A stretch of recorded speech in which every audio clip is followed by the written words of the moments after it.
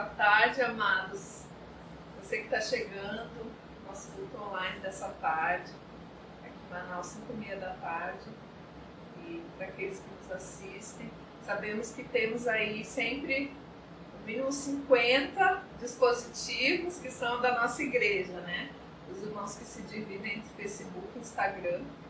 E são 50 dispositivos, mas sabemos que muito mais pessoas em cada celular, né? Às vezes a família inteira assistindo ali. E tem sido fiéis nesse tempo, desde março, né? Em torno ali do dia 20 de março que começamos, depois do dia 18 começaram os cultos online, começou a pandemia de forma bem violenta aqui no Amazonas. E hoje nós vemos um pouco de como você colocando a cabecinha para fora do buraco, né? Parece que alguma coisa começa a diminuir, começamos a ficar um pouco mais encorajados a retornar nossas vidas normais, porém ainda com todo cuidado. Aqui no Amazonas já alguns dias foram liberados as reuniões para 30% dos membros, né, da ocupação dos templos, mas não seria permitido os grupos de risco. Então nós, orando e também reunindo com a liderança da igreja, foi decidido que nós vamos voltar com maior segurança dia 2 de agosto, que é quando os grupos de risco já podem estar conosco. Então, você faria um culto que não poderiam ter irmãos com mais de 60 anos ou alguma pessoa que tivesse diabetes, não poderia estar no culto. Então, nós optamos por, com segurança, iniciar em 2 de agosto. Então, já comunicamos a nossa igreja ali no nosso grupo, que temos nos comunicado no WhatsApp.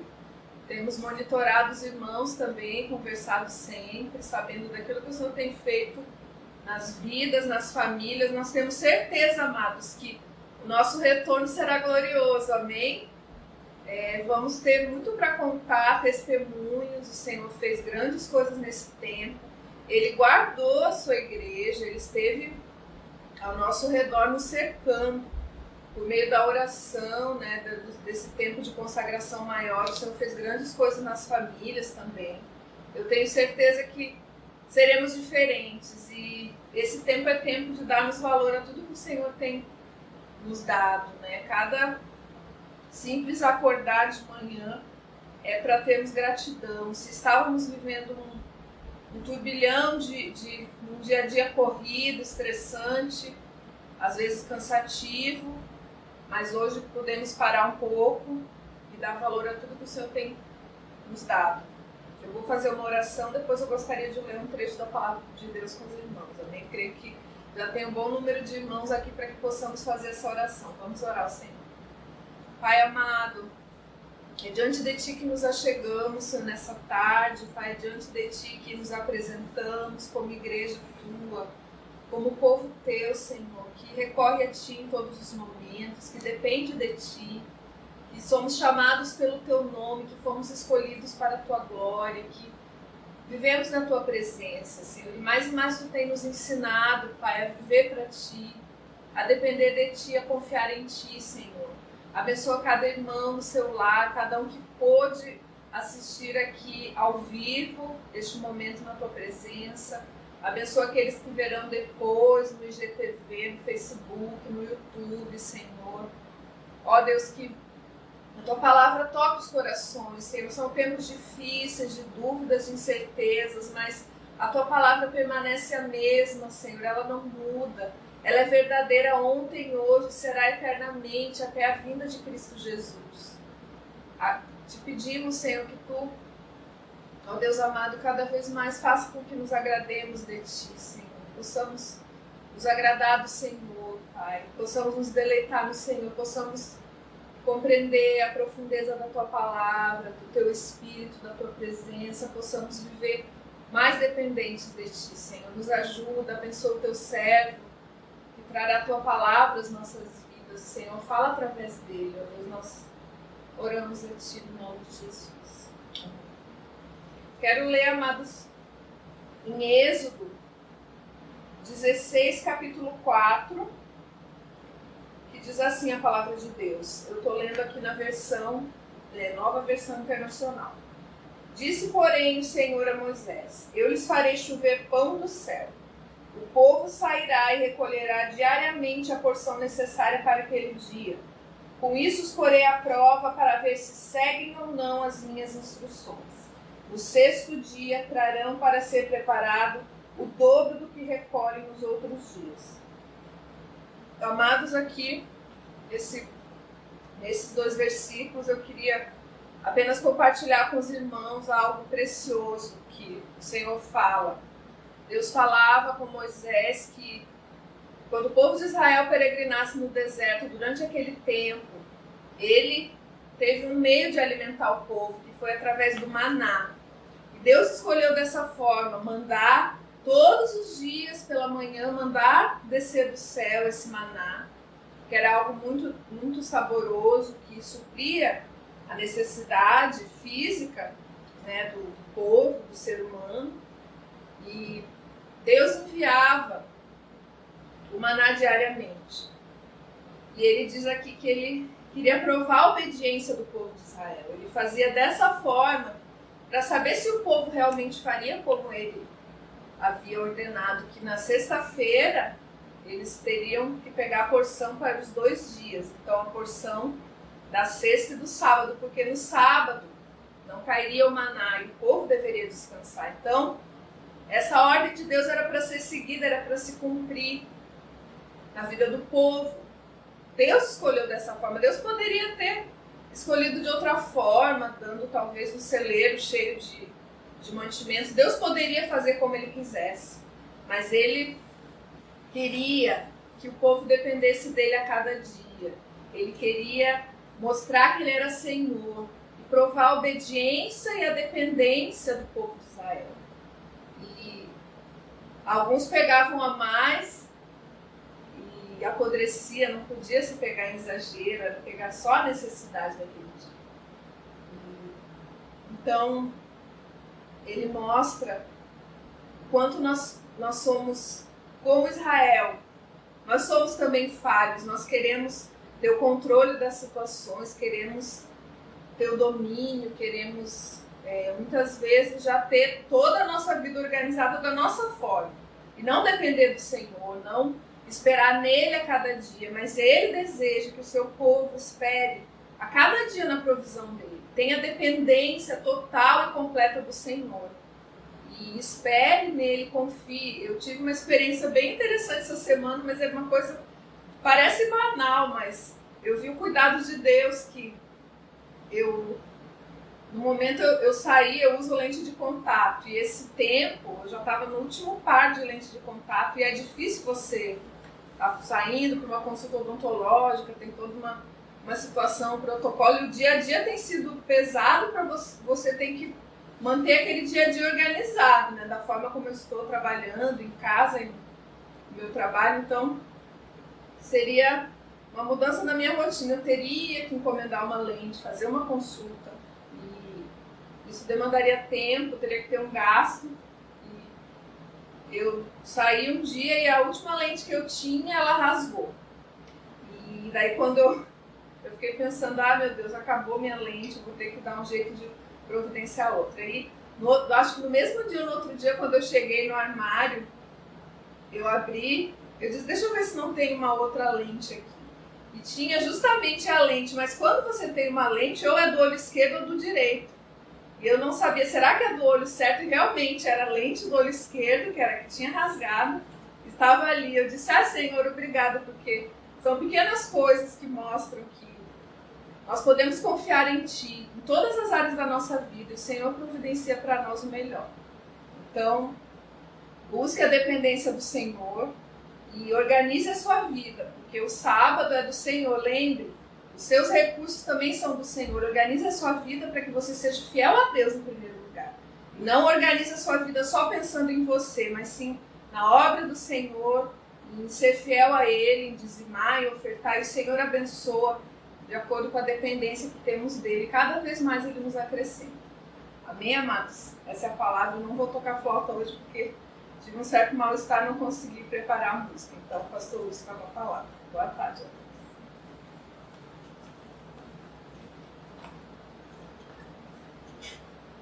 Boa tarde, irmãos. Boa noite àqueles que estão fora de Manaus. Nós vamos hoje falar um texto que se encontra no livro de 2 Reis, capítulo 18, de 1 a 7. 2 Reis, capítulo 18, de 1 a 7. Eu farei a leitura na Almeida, Revista e Atualizada.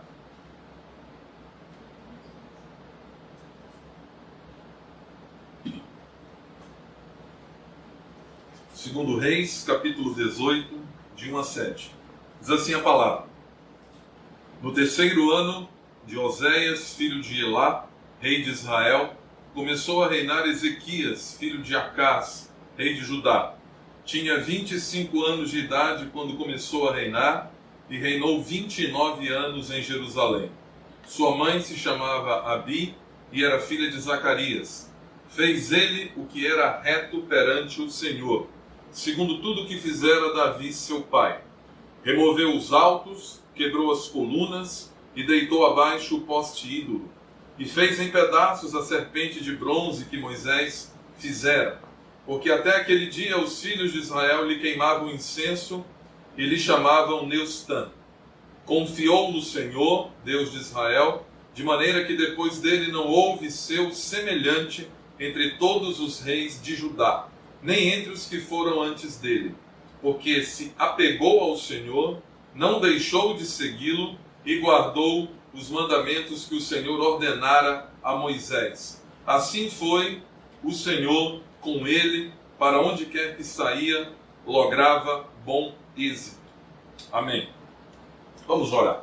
Senhor, nós te louvamos por esse dia que tu tens renovado a tua misericórdia sobre as nossas vidas. Te louvamos pela vida, pela saúde, porque podemos abrir a nossa boca, entoar cânticos, louvar o teu nome, Senhor. Muito obrigado, porque a tua misericórdia sempre se renova sobre as nossas vidas. Abençoa a tua palavra, nos auxilia, abençoa os irmãos que estão ouvindo, participando dessa live, que o teu Espírito visite cada um, onde quer que eles possam estar. Nós oramos com o perdão dos nossos pecados, no nome santo do Senhor Jesus. Amém. Amém. Irmãos, o texto hoje fala sobre um rei de Judá, o nome dele é Ezequias. Ele tem um nome muito bonito. A palavra Ezequias, o nome Ezequias significa Iavé é a força, ou Iavé é a minha firmeza, é firmeza.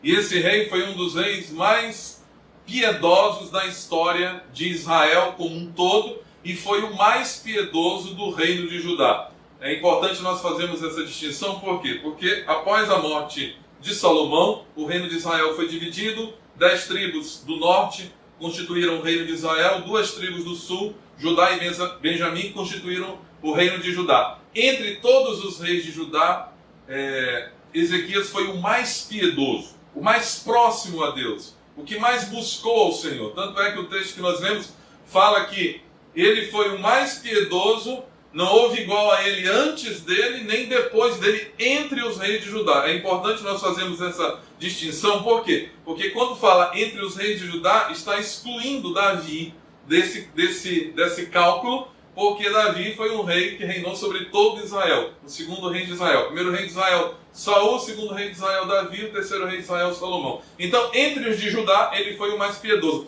Não que entre os reis de Judá existiram muitos reis piedosos. Na realidade, alguns reis de Judá foram piedosos, e todos os reis do norte, do reino de Israel, das 10 tribos do norte, todos eles, sem exceção, foram reis ímpios que desagradaram profundamente o Senhor. Mas o rei Ezequias foi um homem piedoso. Ele agradou ao Senhor, ele agradou a Deus, ele fez coisas interessantes, maravilhosas. Ele foi instrumento de Deus e promoveu piedade, promoveu entre o povo do Senhor uma vida santa.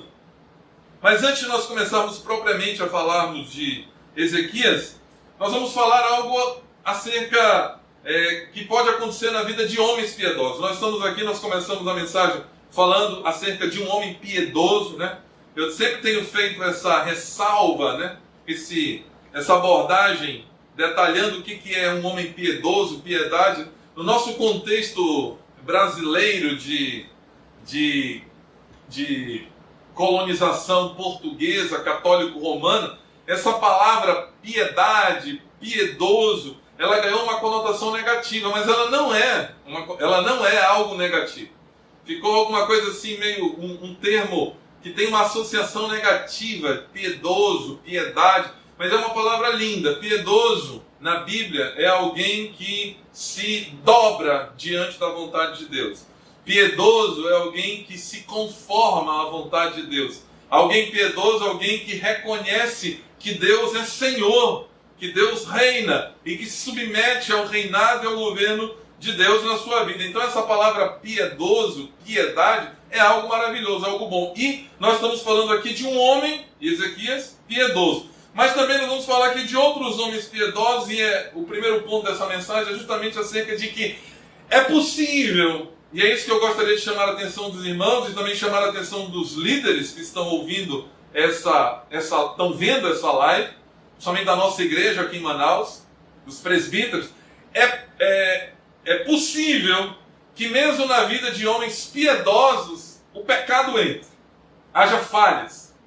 E isso é triste, porque muitas vezes nós podemos achar que porque o Senhor tem nos permitido, tem nos fortalecido uma vida até agora boa, uma vida piedosa, boa que eu falo no sentido de uma vida correta diante do Senhor, nós nos convertemos e temos uma caminhada, uma trajetória vitoriosa em Deus. É possível que nós estejamos achando que nós podemos relaxar ou que nós podemos não ficar tão vigilantes, mas não é isso que a palavra de Deus nos ensina. Mesmo homens piedosos, eles podem falhar. E é triste, irmãos, quando homens piedosos falham por causa de uma coisa chamada testemunho. Testemunho. E a palavra de Deus nos fala, nos dá exemplos de que homens piedosos falharam. E é triste isso. Por exemplo, é possível, o que eu estou querendo colocar aqui, transmitir, é que é possível ser um servo fiel de Deus, fecundo no serviço do Senhor, frutífero no serviço do Senhor, e ainda, num determinado momento, falhar de maneira terrível. Eu falo isso aqui com temor, com muito temor. Eu de maneira alguma estou me colocando numa posição superior, muito pelo contrário, eu conheço quem eu sou, o Senhor pelo menos, não que eu conheça, o Senhor tem revelado quem eu sou, as minhas falhas, mas é importante nós analisarmos os exemplos da Bíblia para que nós possamos absorver dele os ensinos que o Senhor quer que nós estejamos aprendendo. E nós vemos, por exemplo, na vida de Abraão, um homem de Deus, um homem de fé. Abraão, um homem de oração, um homem que tinha intimidade com o Senhor, um homem que, por exemplo, Deus chamava de meu amigo, né? Não é muita gente na Bíblia que Deus chama de meu amigo. Para ser mais preciso, só tem registro de 2 pessoas a quem Deus se referiu como meu amigo. E Abraão é um desses. Amigo de Deus, um homem de fé, um homem de oração, mas num momento de luta, um momento de pressão na sua vida, um momento de angústia na sua vida, porque ele ficou com medo, ficou assustado, Abraão mentiu, ele contou meias verdades. Durante 2 vezes ele fez isso. 2 vezes ele fez isso. E isso é uma falha, né? Meia verdade é uma forma poética de dizer uma mentira inteira, né? Essa equação meia verdade significa meia verdade é igual a uma mentira inteira. E Abraão mentiu. Abraão falhou, mesmo sendo um homem de Deus, mesmo sendo um homem piedoso. O outro exemplo que nós vemos na Bíblia também, Davi. Davi foi um homem de coragem surpreendente. Um homem de profunda intimidade com Deus.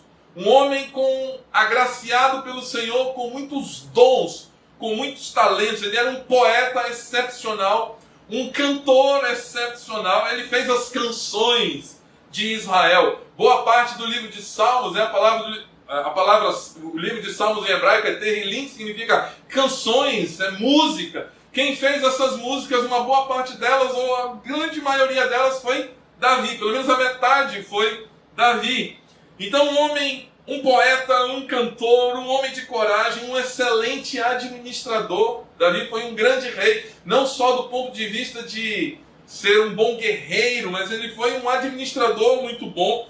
O reino de Israel se expandiu, ele era um homem dirigido por Deus, e o reino de Israel se expandiu de uma maneira maravilhosa, debaixo do governo de Deus.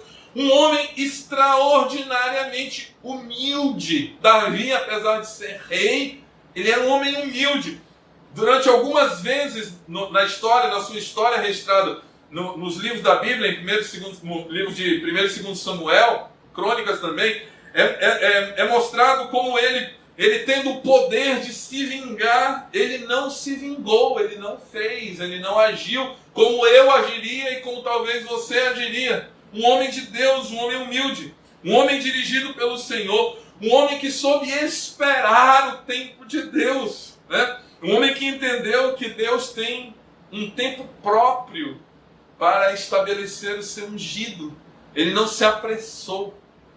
Mas ainda assim, irmãos, quando nós olhamos esse currículo maravilhoso, coloca entre aspas aí, currículo de Davi, nós vemos que nesse currículo se encontra Batseba, e se encontra Urias, e também se encontra um outro pecado dele, quando ele quis numerar o povo de Deus. Então, todo esse preâmbulo que eu estou falando aqui, irmãos, é para que nós estejamos entendendo que homens piedosos podem cair, mas nós não devemos pegar isso e dar desculpa para que nós estejamos caindo. Muito pelo contrário, nós devemos estar colocando a nossa barba de molho, nós devemos estar buscando ao Senhor, nós devemos estar nos voltando ao Senhor, para que isso não aconteça nas nossas vidas, porque isso é triste. Isso é triste. Quando nós vemos que Abraão pecou, isso é triste. É uma mancha na trajetória de Abraão. Quando nós vemos o pecado de Davi, um pecado tão crasso, tão abjeto, homicídio, adultério, isso é uma mancha na vida dele que trouxe consequências terríveis para a vida de Davi, da sua família. Então nós devemos, quando nós vemos esses exemplos de homens piedosos que pecaram, nós devemos estar colocando a nossa barba de molho e buscando mais ao Senhor, fazendo o que nós estamos fazendo, por exemplo, agora, nesse final de tarde aqui em Manaus, 10 para as 6 aqui em Manaus, início de noite aí em alguns lugares do Brasil, nós devemos estar buscando a Deus, nos fortalecendo para que a nossa trajetória seja motivo de glória ao Senhor, de exaltação ao nome do Senhor. Irmãos, isso não é para orgulho nosso, muito pelo contrário, é para que nós estejamos louvando ao Senhor com a nossa vida, para que Deus se alegre conosco e nós estejamos mantendo um bom testemunho, porque quando o crente mantém uma trajetória reta, maravilhosa aos olhos do Senhor, o nome do Senhor é exaltado e o nome do Senhor é glorificado. Então eu e você precisamos tomar cuidado com a nossa vida. Tomar cuidado com a nossa vida, não relaxar, não esmorecer, não se permitir a certas liberdades pecaminosas para que nós tenhamos uma trajetória maravilhosa na nossa vida reta, para que o Senhor se agrade de nós. Amém? E aí nós falamos já de Abraão, falamos de Davi, vamos falar agora de Ezequias. Ezequias, como nós falamos no início da mensagem, foi um homem que teve um currículo maravilhoso. Ele fez grandes realizações. Por exemplo, ele promoveu uma limpeza completa na idolatria da nação de Judá, do reino de Judá. Lá no livro de 2 Reis, capítulo 18, versos 3 e 4, diz assim: fez ele o que era reto perante o Senhor, segundo tudo que fizera Davi seu pai, removeu os altos, quebrou as colunas e deitou abaixo o poste ídolo, e fez em pedaços a serpente de bronze que Moisés fizera, porque até aquele dia os filhos de Israel lhe queimavam incenso e lhe chamavam Neustã. Nessa época o povo de Israel estava envolvido com a idolatria, estavam idolatrando e adorando, queimando incenso até para a serpente de bronze do deserto, que era chamada de Neustã. Essa palavra em hebraico pode significar cobra, pode significar cobre, bronze. Então é esse o nome, o sentido do nome Neustã. Estavam adorando, e o que ele fez? Ele fez uma limpeza, ele foi um instrumento de Deus, promovendo santidade no meio do povo do Senhor, promovendo o culto verdadeiro ao Senhor. Ou seja, que coisa maravilhosa, que grande ação que ele fez, que instrumento do Senhor foi o rei Ezequias. Ele também foi um homem extremamente vitorioso. As conquistas militares de Ezequias, elas, segundo os estudiosos da Bíblia, os bons teólogos, os bons livros de teologia, falam que as vitórias militares de Ezequias, elas só são comparadas com as de Davi. Pô, aí alguém pode falar, mas Salomão não foi um rei maior? Só que Salomão, a coisa já estava toda organizada, Davi tinha lutado por ele, né? ele é a ideia do filho que herda todas as coisas. Ele herdou já tudo meio que pronto, né? Salomão. Mas em termos de luta, de conquista, ele foi um rei extremamente vitorioso. E nós sabemos por quê? Porque Deus era com ele, né? Deus era com ele. É dito também que Ezequias, ele também manteve os mandamentos do Senhor, os mandamentos que o Senhor havia entregue a Moisés. Ou seja, ele era um homem apegado à palavra de Deus, um homem temente a Deus, que lia a Bíblia, que tinha preocupação em enquadrar, em conformar a sua vida com a palavra de Deus. Isso é piedade, isso é maravilhoso, isso exalta o nome do Senhor na vida de um servo de Deus. Quando nós nos submetemos à palavra do Senhor, o nome do Senhor é exaltado. Então, um homem extremamente piedoso, segundo Reis, capítulo 18, verso 5, diz assim: confiou no Senhor, Deus de Israel, de maneira que depois dele não houve seu semelhante entre todos os reis de Judá, nem entre os que foram antes dele. Segundo Reis 18:6, porque se apegou ao Senhor, não deixou de segui-lo e guardou os mandamentos que o Senhor ordenara a Moisés. Que coisa maravilhosa, irmãos, que homem piedoso, que trajetória linda, mas há uma mancha na vida dele no final da sua vida. Entretanto, no final da sua vida, ele foi tentado pelo orgulho, ele foi tentado a se exibir, a se mostrar, e ele acabou cedendo à tentação. E é por isso, irmão, nesse início de mensagem aqui, já estou na metade do tempo, mas nesse início de mensagem, eu citei 3 exemplos de homens piedosos: Abraão, Davi e Ezequias. E esses 3 homens tiveram falhas. Qual o objetivo disso nesse final de tarde, início de noite? É que nós não estejamos relaxando, que nós estejamos vendo os exemplos maravilhosos desses homens naquilo que é bom e estejamos rejeitando aquilo de errado na vida deles, para que a nossa vida possa ser uma vida reta, para que o nome do Senhor seja exaltado através das nossas vidas, porque o Senhor é exaltado na vida de um povo fiel, de um povo que vive uma vida reta. Amém? E isso também, irmãos, é para que nós estejamos entendendo que com o passar do tempo, eu falei aqui que a trajetória da vida de Ezequias foi uma trajetória maravilhosa. Ele começou a reinar jovem, o texto fala que ele começou a reinar com 25 anos.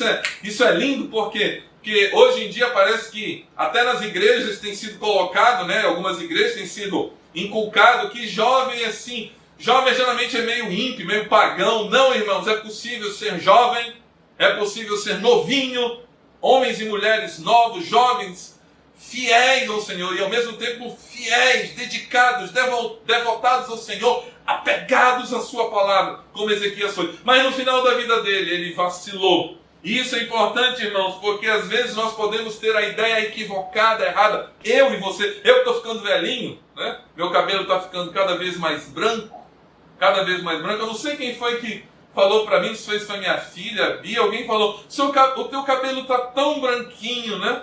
É a marcha inexorável do tempo, irmãos. A gente vai ficando velho e vai engilhando algumas coisas, o cabelo vai ficando branco. E é possível, irmãos, nós que estamos nessa trajetória, tendo uma trajetória de vitória com o Senhor, é possível que nós possamos pensar equivocadamente que com o passar do tempo, com o nosso envelhecimento, as tentações se tornarão menores, ou que as tentações diminuirão. Só que isso não é verdade, isso não funciona, irmãos. Eu quero chamar a atenção dos irmãos para isso. As tentações, elas podem mudar um pouco, é verdade. À medida que o tempo passa, à medida que nós envelhecemos, as tentações, elas podem mudar um pouco, mas elas nunca diminuem de intensidade, elas apenas mudam de foco. Eu quero chamar a atenção dos irmãos para isso. Para aqueles que estão ficando mais velhinhos, né? Para alguns presbíteros da minha igreja que estão também envelhecendo.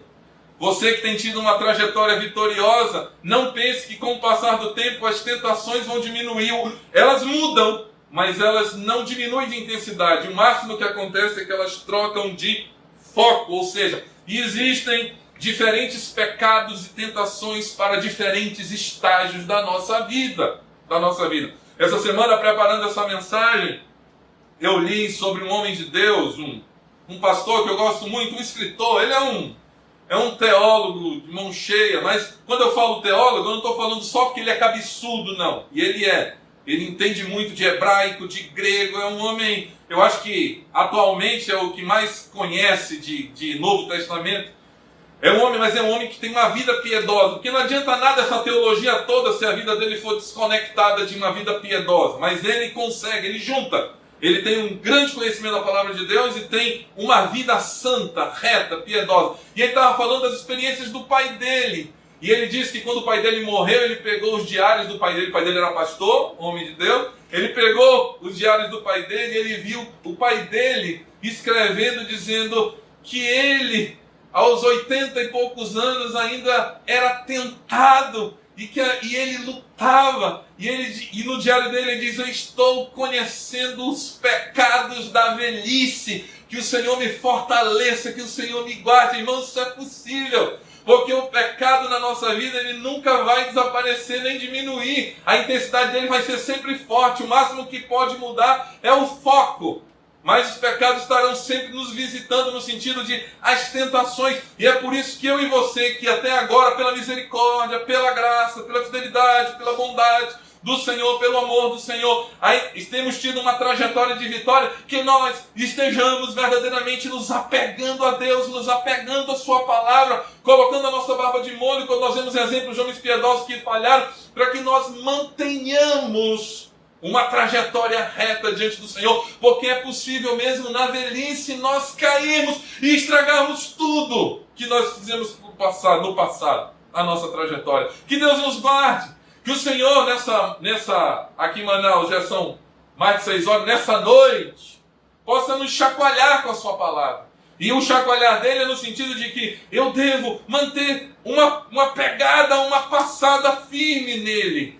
Manter um cuidado com a minha vida. Como o apóstolo Paulo, escrevendo para Timóteo, eu creio que na sua primeira carta, disse para ele: tem cuidado de ti, tem cuidado com a tua vida, persevera. Não é porque você teve uma vida vitoriosa até agora, uma trajetória linda, como teve Abraão, Davi e Ezequias, que você não pode falhar e isso estragar, colocar uma mancha na vida. Que nós não estejamos permitindo que o diabo coloque manchas na nossa vida, mas que nós estejamos tendo uma vida reta, não para a nossa própria glória, mas para a glória do Senhor.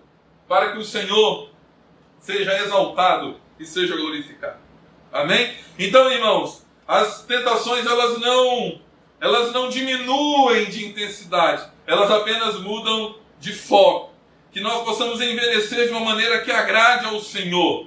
Que nós possamos, mesmo quando surgirem os pecados, as tentações da velhice na nossa vida, ou já de uma etapa de maturidade na nossa vida, nós possamos estar verdadeiramente firmes no Senhor e resistindo às tentações ou da juventude ou da velhice, para que o Senhor seja exaltado na nossa vida, que nós para que nós possamos ter uma trajetória reta diante do Senhor, que alegre o coração do Senhor e exalte o nome do Senhor, glorifique o nome do Senhor. A carne, irmãos, ela nunca sossega, ela estará sempre ativa em nossas vidas, em todas as épocas. Que nós possamos estar atentos para isso e estejamos nos fortalecendo no Senhor. Nesse momento de pandemia, onde nós estamos infelizmente ausentes de um culto presencial, mas se Deus permitir, a gente sempre tem que falar isso, crente sempre fala assim, se Deus permitir, no próximo dia 2 de agosto, permitindo o Senhor, nós estaremos voltando com o nosso culto presencial lá no Monte Pascoal. Então, mas nesse período de distanciamento, que nós estejamos nos fortalecendo ainda mais no Senhor, buscando ainda mais no Senhor. E que pecados da velhice, como rabugice, amargura, ver televisão excessivamente, gastos frívolos que podem acontecer na velhice. Eu já estou numa certa idade, agora eu já não vou mais suportar certas coisas, me tornar uma pessoa ranzinza, rabugenta, uma pessoa sem paciência. Que isso não possa visitar a nossa vida, mas que nós possamos estar mantendo uma vida que agrada ao Senhor, uma trajetória que louve o nome do Senhor, uma trajetória reta para o Senhor. Então, irmãos, os cristãos, eles estarão em luta contra o mundo e contra a carne e contra o diabo até o fim das suas vidas. Com esses exemplos aqui de homens piedosos que no final da vida ou durante a trajetória da sua vida deram uma vacilada, nós precisamos entender que se nós estamos de pé até agora, pela misericórdia do Senhor, pela graça do Senhor, pela bondade do Senhor, pela fidelidade do Senhor, que nós estejamos mantendo o ritmo de buscar ao Senhor, de nos fortalecer ao Senhor, porque as lutas virão, as tentações virão contra nós, contra as nossas vidas, em todo o tempo, até o final das nossas vidas. É por isso que a palavra do Senhor nos diz, no livro de Êxodo, no capítulo 17, no verso 15, diz assim: e disse, porquanto o Senhor jurou, haverá guerra do Senhor contra Amaleque, de geração em geração. Amaleque é um símbolo da carne. Ou seja, e esse inimigo de Israel, Deus decretou guerra contra Amaleque de geração em geração, ou seja, guerra perpétua. Enquanto nós estivermos nessa vida, nessa terra, enquanto estivermos nesse corpo, nós estaremos em luta contra as tentações, contra a carne, contra o pecado, contra o mundo, contra Satanás. E não podemos baixar a nossa guarda. E temos que estar com a guarda levantada contra o inimigo em todo tempo e em todas as frentes, em todas as áreas. Que nós possamos nos levantar como pessoas, como crentes realmente zelosos de uma vida que agrada a Deus. Que nós não possamos ser pessoas despreocupadas com a nossa vida espiritual, porque nós, irmãos, temos um testemunho. Se você anda pecando e dando mau testemunho, se arrependa, chore seus pecados. Não somente chore e se arrependa. Porque tem gente que chora e continua no pecado. Chore e mude de vida. Chore e se arrependa. Que não adianta só chorar. É bom chorar os pecados se junto com o choro vier mudança de vida e vier arrependimento. Nós estejamos chorando os nossos pecados, onde nós estamos dando mau testemunho, porque isso desagrada ao Senhor, porque isso não glorifica o Senhor, e a nossa vida, em última instância, o propósito da nossa vida é glorificar o nome do Senhor. E nós glorificamos o nome do Senhor quando nós damos um bom testemunho. Então, que nós estejamos tendo atenção com a nossa vida. A vida de Ezequias, irmãos, como eu falei, ele teve uma trajetória linda, maravilhosa, até a velhice dele. Quando ele chegou no período da sua velhice, ele desandou, ele pecou, ele foi tentado e ele pecou. E em função do pecado de Ezequias, nós podemos aprender algumas coisas que nós observamos na vida de Ezequias, para que nós não cometamos o mesmo erro, para que nós não estejamos seguindo na mesma pisada dele e evitando derrapar e manchar a nossa trajetória com o Senhor. A primeira coisa que nós vemos na vida de Ezequias, que contribuiu para a sua queda, para a sua falha, para o seu mau testemunho, foi com respeito a falsas prioridades. Então eu gostaria que os irmãos abrissem, aqueles que puderem, eu vou ler rapidamente, que eu estou dando uma acelerada para ver se eu termino a mensagem antes de terminar o meu tempo no Instagram. Eu sei que o Facebook continua, mas o Instagram ele é fatal, uma hora ele corta. Então, 2 Reis, capítulo 20, do verso 1 ao verso 3. 2 Reis, livro de 2 Reis, capítulo 20, de 1 a 3. Diz assim: naqueles dias Ezequias, esse rei, adoeceu de uma enfermidade mortal. Veio ter com ele o profeta Isaías, filho de Amós, e lhe disse: assim diz o Senhor, põe em ordem a tua casa, porque morrerás e não viverás. Então virou Ezequias o rosto para a parede e orou ao Senhor, dizendo: lembra-te, Senhor, peço-te, de que andei diante de ti com fidelidade, com inteireza de coração, e fiz o que era reto aos teus olhos. E chorou muitíssimo. Nós sabemos, irmãos, que Deus ouviu a oração de Ezequias e ele não morreu. Só recapitulando aqui o texto que nós lemos. Deus mandou o profeta falar para Ezequias: olha, Ezequias, tu está doente, tu não vai levantar daí. Tu vai morrer, arruma a tua casa, organiza o reino, verifica quem vai ser o teu sucessor, como é que vai ser a sequência aí, porque tu vai morrer. E ele se angustiou muito e foi à presença do Senhor e chorou e se amargurou, e Deus ouviu a voz dele. E depois Deus mandou o profeta, foi lá de novo o profeta e falou para ele: tu não vai morrer, tu não vai morrer. Deus vai te conceder mais 15 anos de vida. 15 anos de vida. Irmãos, essa história, muitas vezes nós podemos olhar para essa história e falar: que coisa linda, que coisa maravilhosa. Esse homem de Deus orou, pediu mais 15 anos de vida, Deus concedeu, que coisa linda. Mas infelizmente, irmãos, eu falo isso, eu vou ser bem sincero com os irmãos, eu falo isso com temor. Eu falo com temor. mas é a realidade que a palavra mostra.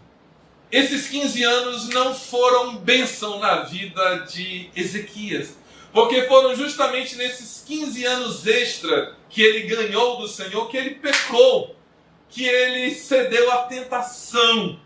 Por quê, irmãos? Porque durante esses 15 anos finais aí da vida de Ezequias, ele não viveu sob a perspectiva da prioridade verdadeira da vida dele. Qual é a prioridade verdadeira da vida do crente, irmãos? Qual é a prioridade verdadeira da vida do povo de Deus? A prioridade da nossa vida, irmãos, é glorificar a Deus. A prioridade da nossa vida é viver para a glória de Deus. Você pode até estar equivocado, enganado, dizendo que é crente, vivendo de outra forma. Mas se for o contrário disso, está fora do propósito do Senhor. O propósito de Deus para a vida do povo dele é que nós estejamos vivendo de tal maneira que o seu nome seja glorificado. E é por isso que eu faço a inferência acerca desses 15 anos extra de Ezequias. Se ele tivesse morrido antes desses 15 anos extra, ele teria entrado para a história de Israel como um rei maravilhoso, um rei que glorificou muito o nome do Senhor, um testemunho maravilhoso, e não haveria na vida dele mancha, não haveria na vida dele essa nódoa, não haveria na vida dele esse senão, porque foi nesse período final desses 15 anos que ele se permitiu alguns pecados, permitiu tentações, permitiu uma vida fora das prioridades do Senhor. Então, a primeira coisa que nós observamos como erro na vida de Ezequias é que ele adquiriu falsas prioridades na vida dele. Falsas prioridades, irmãos. Irmãos, para o crente, eu falo isso com temor. Eu não quero morrer não, tá, irmão? Eu quero que o Senhor me dê vida, eu tenho filhos aí, tenho ministério. Mas é importante nós sabermos, irmãos, que para os cristãos tem coisa pior que morrer. Há coisa pior que morrer. E uma das coisas piores que morrer, irmãos, é quando nós vivemos nessa vida de uma maneira em que Deus não é glorificado e que Deus não é o centro da nossa vida.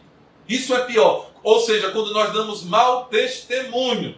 Então, se nós analisarmos de uma maneira real, verdadeira, realista, a vida de Ezequias poderia ter ficado sem esses 15 anos.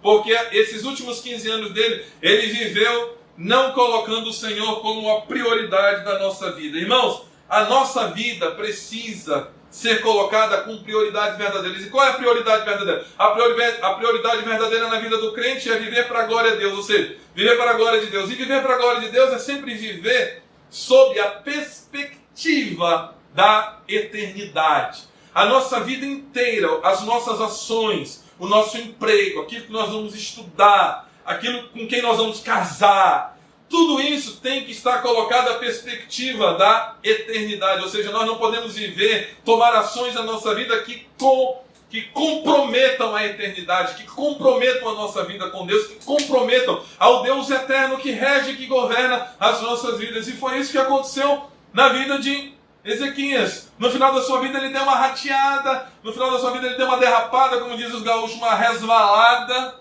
No final da sua vida, porque ele perdeu esse foco, ele começou a tomar ações na sua vida que não glorificavam a Deus, que não se importavam com a vontade do Senhor. E isso é uma tragédia. Então aqui, quando nós vemos a vida de Ezequias, nós vemos um homem que estava tendo uma trajetória maravilhosa, uma trajetória fantástica, e pegou os últimos anos da sua vida, esses 15 anos extras, esse plus, esse bônus que Deus deu para ele, e estragou tudo. Que isso não aconteça na nossa vida, irmãos. Que Deus tenha misericórdia de nós. Eu não estou pedindo para nós morrermos não, irmãos. Mas que nós estejamos sabendo, como diz Moisés no Salmo, aprendendo a contar os nossos dias. A viver de uma maneira que glorifique ao Senhor. A viver a nossa vida colocando as prioridades do Senhor na nossa vida. E as prioridades de Deus na nossa vida é o seu nome ser glorificado. E nós sempre analisarmos a nossa vida, as ações que nós vamos tomar tendo como pano de fundo a eternidade, tendo como perspectiva de vida a eternidade, o céu. Ou seja, esse emprego, será que vai ser bênção na minha vida ou vai atrapalhar a minha ida para o céu? Esse emprego, será que vai ser bênção na minha vida ou ele vai atrapalhar a minha vida de culto, de adoração, a minha vida com a minha família, a ministração que eu tenho que fazer em relação à minha família? Tudo, irmão, nós temos que colocar como prioridade ou como pano de fundo a glória de Deus e a eternidade. Crente é diferente. Crente não é ímpio. Crente não vive para satisfazer a sua carne. Crente vive para glorificar o nome do Senhor. Então a nossa vida tem que estar de acordo com as prioridades corretas e não prioridades falsas.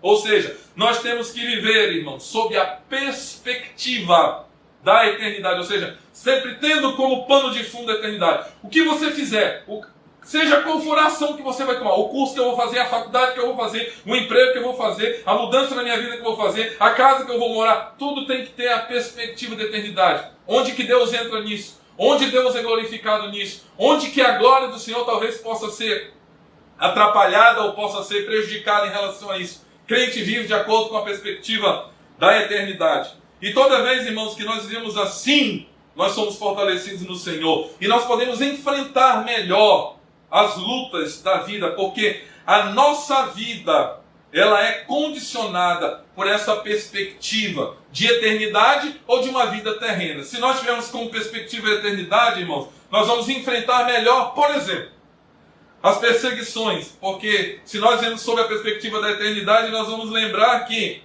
apesar de eu estar sofrendo perseguição pela minha fidelidade ao Senhor, no final eu vou ter uma grande recompensa. Isso é viver sob a perspectiva da eternidade, e como isso fortalece e como isso condiciona, isso molda a minha vida. Eu vou enfrentar melhor os sofrimentos quando eu sei, porque está escrito na palavra dele em Apocalipse, que um dia ele vai enxugar dos nossos olhos toda a lágrima. Então, eu vou enfrentar o sofrimento de uma maneira diferente se eu tiver a eternidade, a perspectiva e a glória de Deus como pano de fundo da minha vida. As tentações, irmãos.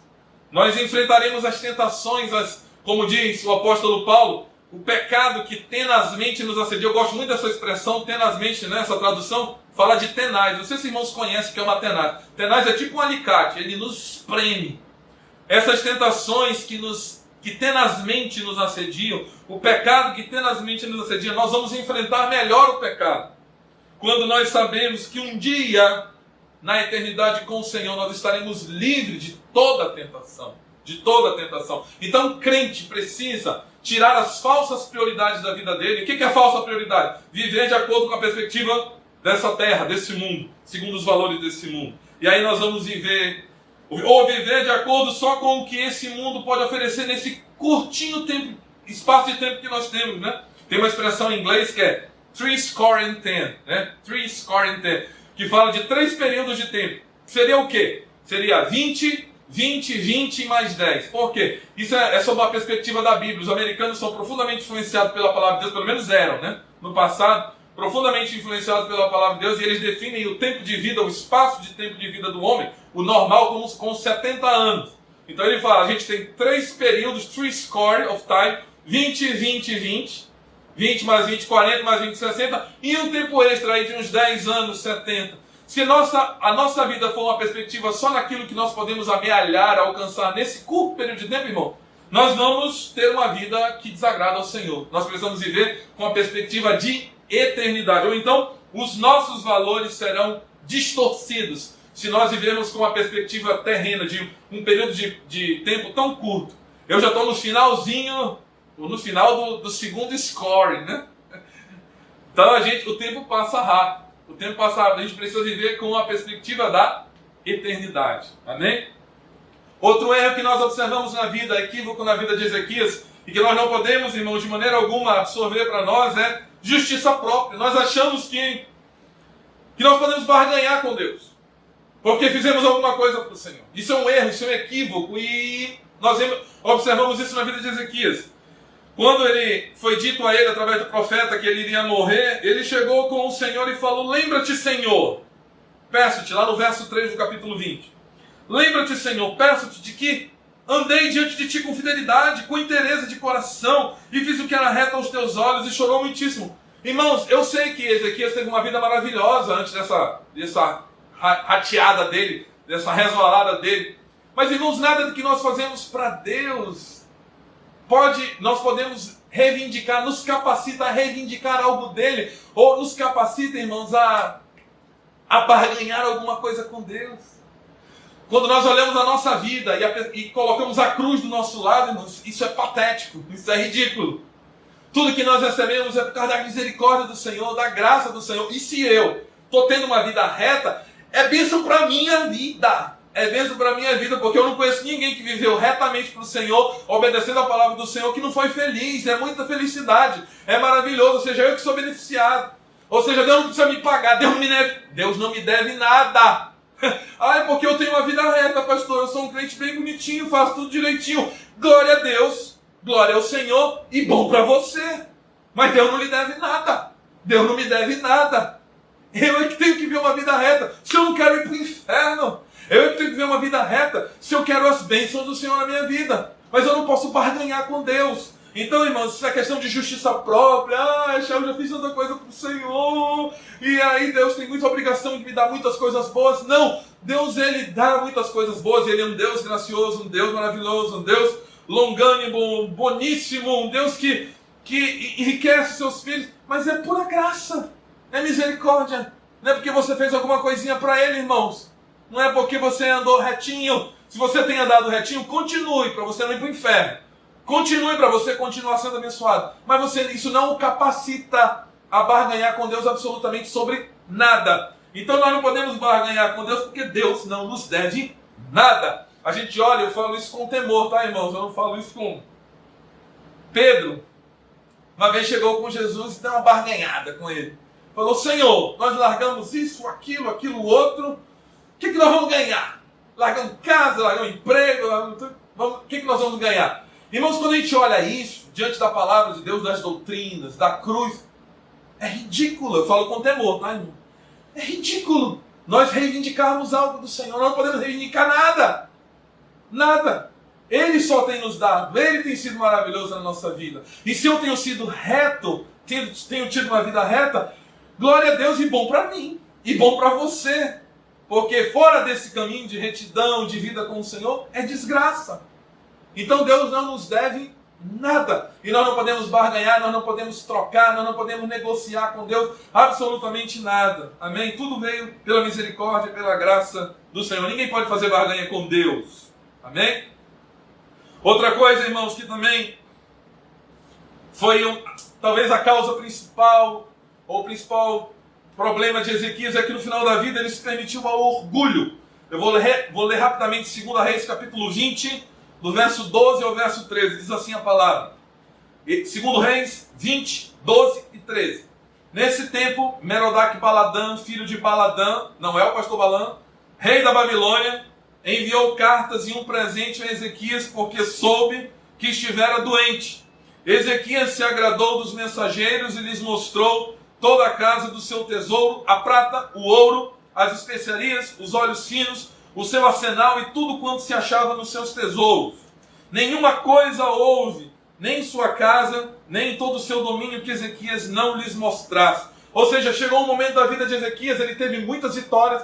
Só relembrando os irmãos rapidamente, em termos de conquistas militares, só quem rivalizava com ele era Davi, nenhum outro rei. Ele foi um rei muito abençoado. Deus prosperou muito nas guerras, nas batalhas, nas conquistas, e ele amealhou muitos tesouros, muita riqueza. E aquilo subiu na cabeça dele no final da vida. Veja aquele detalhe lá. Esses últimos 15 anos não fizeram bem para ele. Ele podia ter ficado sem esses 15 anos. Problema na vida dele nesses últimos 15 anos. E ele se orgulhou e ele um dia resolveu mostrar todos os tesouros dele. Né? Para quem? Para os babilônios. Que desgraça. Ele perdeu a noção. Mostrando o tesouro. Mostrando como a gente brinca na missão, levantando a perdiz para o inimigo, mostrando: olha como eu sou rico, olha como eu sou poderoso. E irmãos, interessante, eu vou tentar ser rapidamente, ainda com uma pitada de espiritualidade. O Senhor me abençoe. E a gente pode às vezes ser muito orgulhoso, irmãos, ainda ter um palavreado de espiritualidade. Eu sou muito poderoso, eu alcancei isso, eu sou aquilo, conquistei mais aquilo, outro. E com uma capa de espiritualidade, um verniz de espiritualidade, mas na realidade isso é orgulho. E orgulho não pode estar na vida do crente. Isso que aconteceu com o rei Ezequias. Isso desagradou profundamente o Senhor. Então está registrado em 2 Crônicas. O Ezequias, a vida dele é registrada em 2 Crônicas, em 2 Reis e registrado em Isaías. Então em 2 Crônicas diz assim, 2 Crônicas 32, 24 a 26. Naqueles dias adoeceu Ezequias mortalmente, então orou ao Senhor, que lhe falou e lhe deu um sinal. Mas não correspondeu Ezequias aos benefícios que lhe foram feitos, pois o seu coração se exaltou, pelo que houve ira contra ele e contra Judá e Jerusalém. Ezequias, porém, se humilhou por se ter exaltado o seu coração, ele e os habitantes de Jerusalém. E a ira do Senhor não veio contra ele nos dias de Ezequias. Ezequias se orgulhou e Deus não se agradou daquilo. Aquilo foi tido como pecado. Deus achou que havia orgulho no coração dele. E isso é algo que não pode ser agasalhado no nosso coração, para que nós estejamos mantendo uma vida que agrade ao Senhor, uma trajetória que agrade ao Senhor. E isso teve um efeito ainda mais nocivo na vida dele. Esse orgulho gerou também na vida de Ezequias complacência. E ele começou a priorizar o conforto pessoal na vida dele. Eu não sei se os irmãos notaram aí, eu vou ler rapidamente o final do capítulo 2 Reis, capítulo 20, verso 19. Na realidade eu vou ler a partir do verso 14, eu vou tentar voar aqui rapidamente. Então Isaías, o profeta, veio ao rei Ezequias e lhe disse: que foi que aqueles homens disseram e de onde vieram a ti? Respondeu Ezequias: de uma terra longínqua vieram da Babilônia. Perguntou ele: que viram em tua casa? Respondeu Ezequias: viram tudo quanto há em minha casa. Coisa nenhuma há nos meus tesouros que eu não lhes mostrasse. Então disse Isaías a Ezequias: ouve a palavra do Senhor. Eis que virão dias em que tudo quanto houver em tua casa, com que entesouraram teus pais até o dia de hoje, será levado para a Babilônia. Não ficará coisa alguma. Disse o Senhor: dos teus próprios filhos que tu gerares tomarão para que sejam eunucos no palácio do rei da Babilônia. Então disse Ezequias a Isaías: boa é a palavra do Senhor que disseste, pois pensava, haverá paz e segurança em meus dias. Não sei se irmãos notaram, Ezequias ficou complacente e estava preocupado só com o conforto dele. Ele havia pecado, orgulho. Por causa do pecado de orgulho dele, Deus trouxe um juízo sobre a vida dele. Qual era o juízo? Os tesouros todos, vai chegar um dia que os tesouros todos vão ser levados para um país distante. Teus filhos vão ser escravizados, teus filhos vão virar eunucos. Eu não vou entrar em detalhes aqui. Teus filhos vão virar eunucos. Teus filhos vão virar eunucos. E o que vai acontecer? Haverá juízo. E o que foi que Ezequias fez? Ele disse, só que o que o Senhor falou no final? Haverá paz e segurança em meus dias. Porque o Senhor havia dito que isso não aconteceria nos dias de Isaías. Ou seja, irmãos, Ezequias ficou tranquilo. Porque o juízo não viria nos dias dele.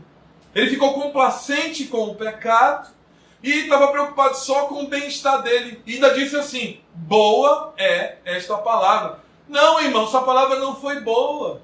Por causa do pecado de Isaías, por causa desses 15 anos extras, haveria juízo em Jerusalém.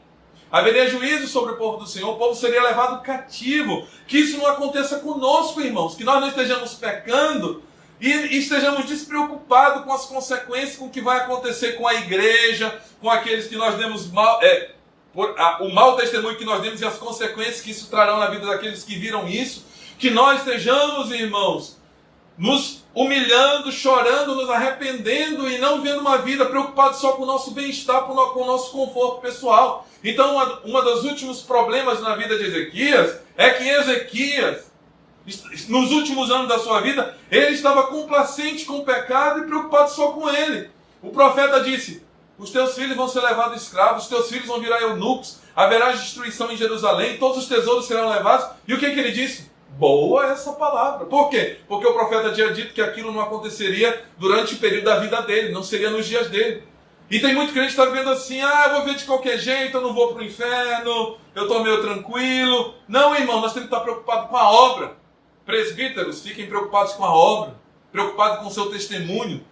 Nós não podemos ficar numa vida de tranquilidade, preocupados só com o nosso conforto. Vamos arregaçar as mangas, trabalhar para o Senhor, viver uma vida reta e nos esforçar e orar e nos afligir.